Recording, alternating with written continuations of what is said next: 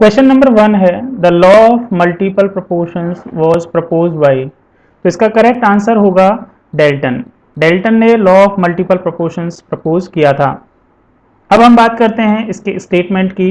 तो according to law of multiple proportions when two elements x and y combines to form more than one compounds, then different masses of element x which combines with fixed mass of y are in proportion of simple whole number।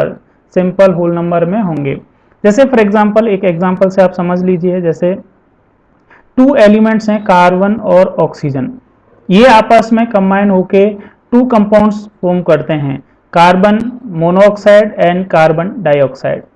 तो law of multiple proportion के according किसी भी एक element का fix mass, जैसे इस case में carbon का फिक्स मास जो है वो 12, इसमें भी 12 मास। दूसरे एलिमेंट के, जैसे ऑक्सीजन यहाँ पे दूसरा एलिमेंट है, दूसरे एलिमेंट के डिफरेंट मासेस से कंबाइन होते हैं। जैसे कार्बन मोनोऑक्साइड में ऑक्सीजन का जो मास होगा वो 16 होगा और कार्बन डाइऑक्साइड में ऑक्सीजन का मास जो होगा वो 32 होगा। तो इस लॉ के अकॉर्डिंग जो फिक्स मास है किसी भी एक एलिमेंट का, जैसे यहाँ कार्बन का फिक्स मास जो है वो दूसरे एलिमेंट के डिफरेंट मासेस से कंबाइन होता है। According to law of multiple proportion जो दूसरा एलिमेंट ऑक्सीजन है, इसका जो डिफरेंट कंपाउंड्स में, different compound like carbon monoxide और कार्बन डाइऑक्साइड, इनमें ऑक्सीजन का जो रेशो होगा वो एक होल रेशो होगा या होल नंबर होगा।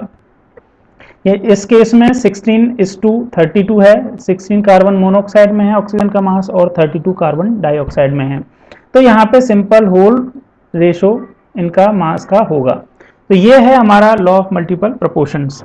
इसको आइडेंटिफाई करने के लिए जब भी आपको क्वेश्चन में गिवन हो तो आपको कैसे पता चलेगा कि इसमें law of multiple proportions apply हो रहा है या ये example law of multiple proportion को इलस्ट्रेट कर रहा है। तो उस केस में आपको क्या गिवन होगा, कोई भी टू एलिमेंट्स गिवन होंगे, जैसे इस केस में कार्बन और ऑक्सीजन गिवन है और वहां मोर देन वन कंपाउंड, मतलब मोर देन वन का मतलब क्या है, मिनिमम टू कंपाउंड्स फॉर्म हो रहे होंगे, टू से ज्यादा भी फॉर्म हो सकते हैं। लेकिन इन ये जो कंपाउंड है वो सभी कंपाउंड इन एलिमेंट से ही मिलके बने हुए होंगे।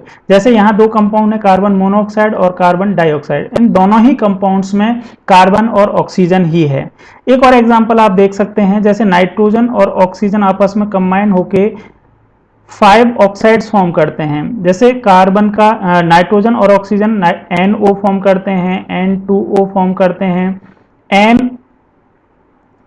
NO2 फॉर्म करते हैं, या फिर N2O3 फॉर्म करते हैं और एक N2O5 भी फॉर्म करते हैं। इस तरह से नाइट्रोजन के 5 कंपाउंड्स, नाइट्रोजन और ऑक्सीजन से मिलकर 5 कंपाउंड्स बनते हैं। इसमें भी law of multiple proportion applicable है।